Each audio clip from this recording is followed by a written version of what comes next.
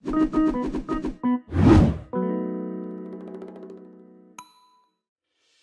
guys, it's Protendo, and we are officially entering E3 season. You can see it everywhere you look. Content creators are putting out predictions, fans are starting to get antsy waiting for new announcements. We've officially made our way into the E3 hype cycle, and I, for one, can hardly contain my excitement. I mean, this is the first E3 in 2 years. Even if nothing huge gets shown, this return to normalcy is still something to celebrate. A return to a world where we can sit behind our screens and feel our hearts beating out of our chests in hopes of seeing an announcement that we truly desire. Nintendo specifically is in an interesting position this year because it feels like there's more mystery around their presentation than ever before. I mean, for every Switch era E3 in the past, we knew about something big that they'd have to show off. In 2017, it was Super Mario Odyssey. In 2018, it was Super Smash Bros. Ultimate. And in 2019, Sword and Shield were shown off both in the Direct and earlier in the month. But this year, we really don't know what they have up their sleeve. I mean, sure, there's obviously the big one, but we don't even know if that's going to be released this year. Nintendo's E3 this year is a near blank canvas for us to all paint our unrealistic predictions onto. So, in a feat of incredible originality, I decided to make my own prediction video for Nintendo's E3 Direct this year. My creativity is boundless, I know. So, without further ado, let's get into what I think we'll see in 2 weeks when Nintendo reveals their plans to the world. Okay, first things first, let's get this out of the way. The Smash reveal.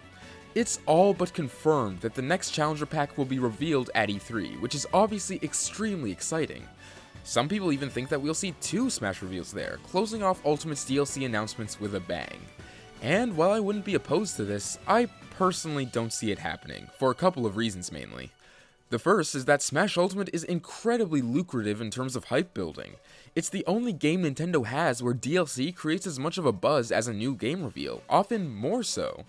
If there's only 2 characters left, I don't see why Nintendo would announce them both at E3 when a single one could already generate insane amounts of excitement. What I expect is for there to be one reveal at E3 and the final reveal in a Direct or Sakurai Presents this September. People often cite E3 2019 as a reason for why we could see 2 fighters revealed this year, since that year announced both Hero and Banjo-Kazooie. However, I think there are a couple of key differences. One, those weren't the final 2 characters in the game. Nintendo knew that they'd have tons of characters to reveal in the future when they announced them. And 2, Hero and Banjo filled an incredibly specific purpose in 2019. While Banjo was extremely popular here in the West, Hero was insanely popular in Japan. The 2 completed each other in that way, as announcing only one of them would leave a large part of the Smash community unsatisfied. In my eyes, the only way we're getting 2 reveals again in this Direct is if they once again fit that exact purpose. So, that being said, who do I think is going to be announced? I'm going to stick with Crash Bandicoot. I know, this is painfully unoriginal, but it just feels like it makes sense, you know? Maybe I just have tunnel vision, but I'm struggling to think of others who fit the bill of the Challenger Pack 10 as well as Crash does. E3 Smash reveals are always huge, so I don't expect that to change. Okay, Frisk is also on my prediction pass, so I have permission to play it safe this time. Next up is something that I'm sure a lot of my subscribers are interested in.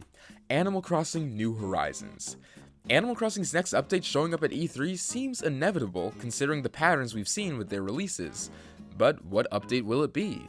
Will we see 1.11 or will it be 2.0? Well, I'm going to be bold and say that this will be the reveal of Animal Crossing New Horizons 2.0. But I'm also going to dash it with a bit of pessimism because I don't expect it to be all that exciting. Nintendo will finally decide to add Brewster to the game, which sounds excellent at first, but once fans realize that there are no goals to unlock him because he just shows up once you update, that they remove the option of working for him like you did in New Leaf, gyroids don't return alongside him, and he moves into the museum instead of getting his own standalone coffee shop, they will once again go back to the state that they were prior to the update, despite Nintendo's best efforts to promote it as the Big Brewster 2.0 update. Yeah, I don't think I have it in me to be overly optimistic about this game anymore. Sorry guys. Now we come to the first new game reveal in the Direct. I think we can expect to see a trailer for the next Kirby game, specifically Kirby 3D. Not only has HAL been hyping up the next Kirby release as something new and different for the franchise, but it also just seems like it's about time. During the Return to Dreamland era of Kirby, the franchise released a game every 2 years or so. It has now been 3 years since Star Allies, so I think it's completely reasonable to see a trailer for a 2022 Kirby title, one that took double the development time because of its ambitiousness. I have a feeling that the game won't try and pull fans in with a new gimmick and instead use the novelty of it's Kirby but 3D to attract its audience. Either way, I love Kirby and am really excited to see what the series has in store. Up next, Splatoon 3. This, in my opinion, is one of the safest bets for Nintendo's E3 this year. In fact, I think the game will get one of the longer segments in the Direct. It makes perfect sense for them to heavily promote this game at E3 before its release next year. I imagine that they'll focus mainly on the changes and additions to regular battling, saving the juicy story details for a later date. We'll be introduced to new weapons, new specials, expanded customization, changes to movement, and more. The new hub will get a small portion dedicated to it, showing off some of the shops and people that you can find in it. If we're lucky, maybe we'll get to see some of the series' main cast with their new Chaos-themed attire, because wow, this series has really good character designs. The last thing we see of Splatoon 3 in the Direct will be a release window of summer 2022. More specifically, I expect it to release in June, but I don't think Nintendo will be that precise with the release date yet. Up next, we have what is without a doubt the least likely thing on this list, but something that I'm going to predict anyway. A new Donkey Kong game. I went back and forth on whether to include this in my predictions or not, but screw it, here it is, I'm getting caught up in the E3 hype. A new DK game is something that's only recently begun to be rumored, and while it's not the most likely thing to occur, boy do I want it. It's been 7 years since Tropical Freeze, that's insane. Anyway, yeah, new DK. Unfortunately, I don't expect it to be in 3D, but can you imagine a 3D DK and a 3D Kirby in the same Direct? My vocal cords would be dead. But to make up for the lack of a Z-axis, this game will include something that people want nearly as much: the return of the King. We'll see K. Rool and the Kremlings make a full return in this game, once again cementing themselves as DK's main adversaries. The game won't have a title yet, but will receive a vague 2022 release window. Near the end of the Direct, Nintendo will begin to show off some upcoming games that we already know about. Both Mario Golf and Skyward Sword HD will get short sections to remind people to pick them up when they release, and we'll also get our first look at Age of Calamity's first DLC pack, featuring Pura and Robbie as playable characters. And finally, the Direct will reach its end with the famed One More Thing.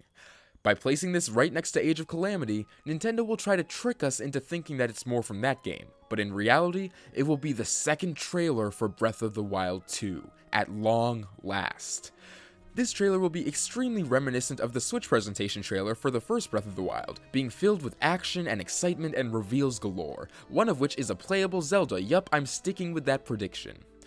We'll see Link merge with this glowy hand spirit thing and gain a multitude of new abilities from it, including one that acts like a new hookshot where he can use it to grapple onto cliffs or trees from a distance.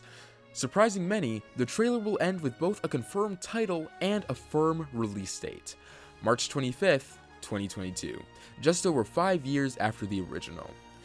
And so ends Nintendo's E3 Direct. I'll be honest, if it's anything close to the things I just said, I'd probably consider it to be the best E3 they've had this generation, maybe even the best Direct overall. But anyways guys, that's about it for this video. As always, I'd love to hear what you think. Are you excited for Nintendo's E3 presentation? And what games do you think they'll show off? Let me know in the comments below, and I'll see you all later. Protendo, out.